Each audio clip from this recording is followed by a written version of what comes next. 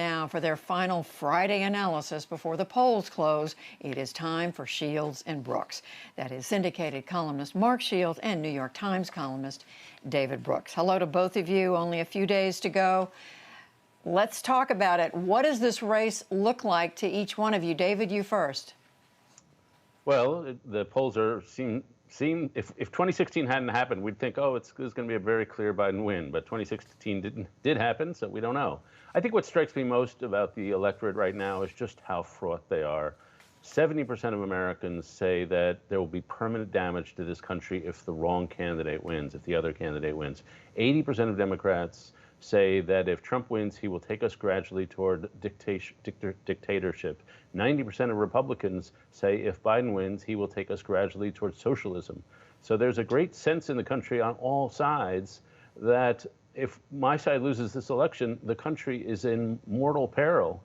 And so that's what makes this such an intense election. The piece of good news to me is that if you ask people, what's the single biggest problem facing this country, 90% say polarization and division. So they want to heal it, even though they know it's divided. And the reason Biden is winning, in my view, is because he's made his whole campaign about that. Mark, what does it look like to you? It looks, Judy, like an important election. Nobody has ever said this is the sixth most important election of our lifetime. But I think this is a critically important election because just think if Franklin Roosevelt had not been reelected in 1936, the whole definition of the presidency, the leader as this optimistic, rallying figure, inspiring figure, would never have come really to being into American life. Roosevelt became the standard. If Donald Trump is reelected in 2020, it will redefine the presidency and what Americans expect of the president and of each other. I don't think he will be. I think Joe Biden will be elected next Tuesday, and for a whole host of reasons that America, especially at a time of this coronavirus, we're looking for a we president, and Donald Trump has been a me president. He's been quite incapable of addressing that, stepping up to it. He's been on the river denial as far as the crisis itself is concerned, telling us sort of in Pollyannish tones that it's going to be better, or it's already better. We just don't see that it's better. And I really think that the Americans are looking for a different kind of leadership, decidedly different leadership. And I think Joe Biden represents that to them and to a majority of them. And David, what are you basing your hunch that this is, or your belief that this is, that Joe Biden's going to win? It's between a hunch and a belief. It's somewhere in the middle there. I'm dumb. I look at the polls and I look at the obvious stats. I mean, he's up about 8 or 9 nationally. He's up in almost every state. For Trump to win, he has to win every state where it's within the margin of error. That's just a remarkable accomplishment. It would be it's a tough accomplishment. He probably has a 10% chance of it. You know, approval rating is the obvious thing you look for in a presidential reelection race. And Donald Trump has a 43% approval rating. Joe Biden has a 52%. So this is not rocket science here. He's got a lead. And I think he has picked on, as Mark said, it would have been so easy for him to reflect the anger of the country back upon itself and run an angry, divisive campaign. I've never seen a campaign that has so studiously avoided wedge issues. He's run a unity campaign, unity campaign, unity campaign. And I think that's where the American people are right now. And Mark, what are you basing your confidence that this is going to be a Biden victory? What do you see? I have a divine we knew it. I come back to the Gallup poll David referred to, or I think was referring to. No incumbent president has ever been reelected whose job rating in the Gallup poll was below 48% approval. Donald Trump has never once reached majority approval in the country, and now, as David pointed out, he's at 43. You don't win at 43 in essentially a two-candidate race. The second thing I'd base it on, Judy, is the 19th Amendment and the Voting Rights Act of 1965. If this election were, and as the originalists tell us, was all about the way our founding fathers intended it to be, and white men of property were voting, Donald Trump would be reelected. But thank God for the 19th Amendment, which gave women the right to vote, and the 1965 Voting Rights Act, which extended voting rights to people of color in this country, particularly African Americans. Donald Trump will not be reelected.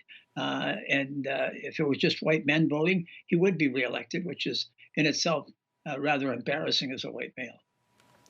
And what about messages you're hearing, David, from these two candidates at the end? What are you hearing that sums up the essence of their campaign?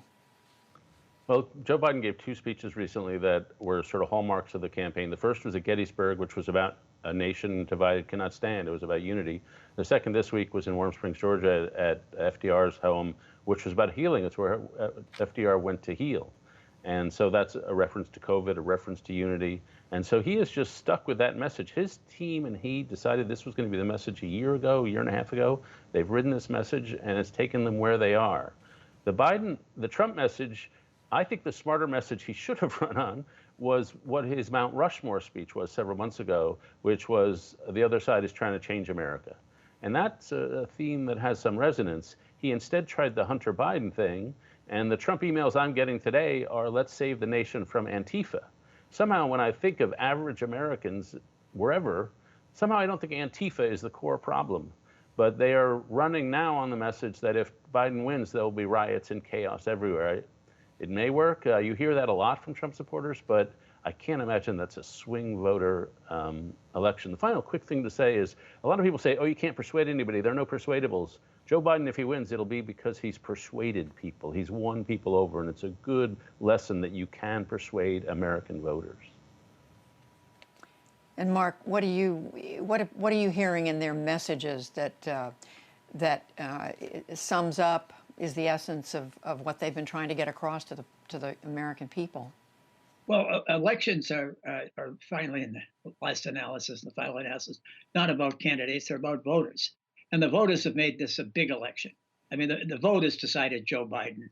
I mean, Joe Biden defied history by finishing 5th in the Iowa caucuses, 5th in New Hampshire, 4th in Iowa. He was dead until the voters of South Carolina, led by Jim Clyburn, overwhelmingly African-American, side, no, we want him.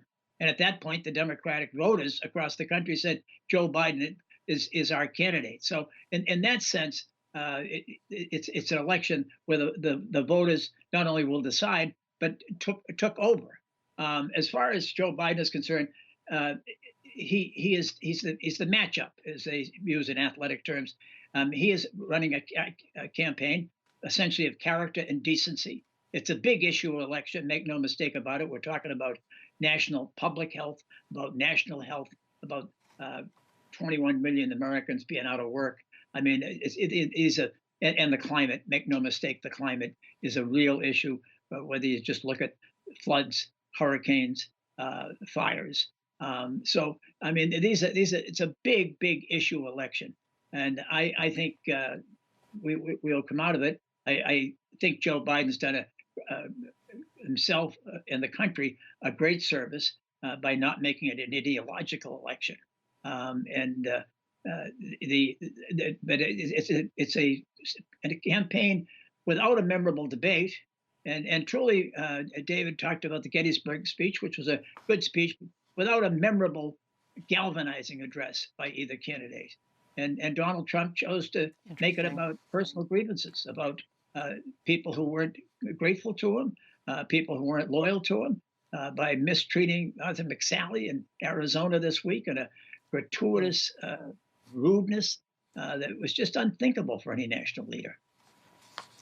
One other thing that happened this week, I don't think we've ever had, David, a Supreme Court justice confirmed this close to an election. Amy Coney Barrett was confirmed by the Senate on Monday. She took her place at the court on Tuesday. She hasn't written an opinion yet that we know of, but the court is edging toward its weighing in on some ballot questions. What do you make of that? Do you see it having an impact ultimately here?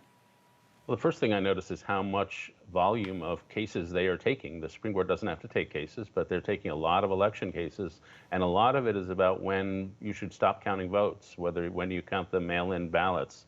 I think their decisions have generally been sensible, but they're certainly taking on a lot of cases, which gives the suggestion they're not going to suddenly butt out after Election Day if something comes to the court. The nightmare scenario is that Pennsylvania, which now the Supreme Court has allowed voting to be counted for things that come in 3 days after Election Day. The Republicans were sued to stop that and make it just count the ones that are there.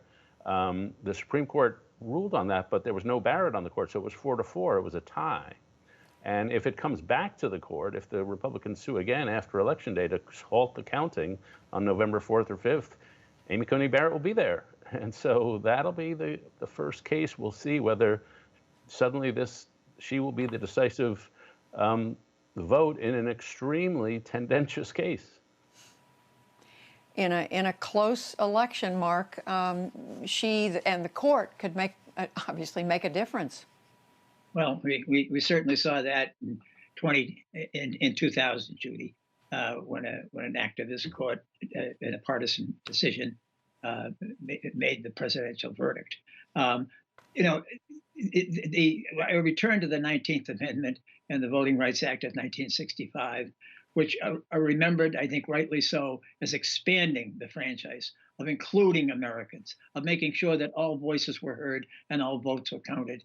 And that does not seem to be the animating idea or value of the court. I mean, that we want every vote to be counted and every voice to be heard? I mean, isn't that what democracy is about? And that's what we aspire to be and tell our children that America represents. And I hope that the court will butt out. Very good questions you're raising. Don't we want every vote to be counted? Mark Shields, David Brooks, thank you, and we'll see you on election night next Tuesday.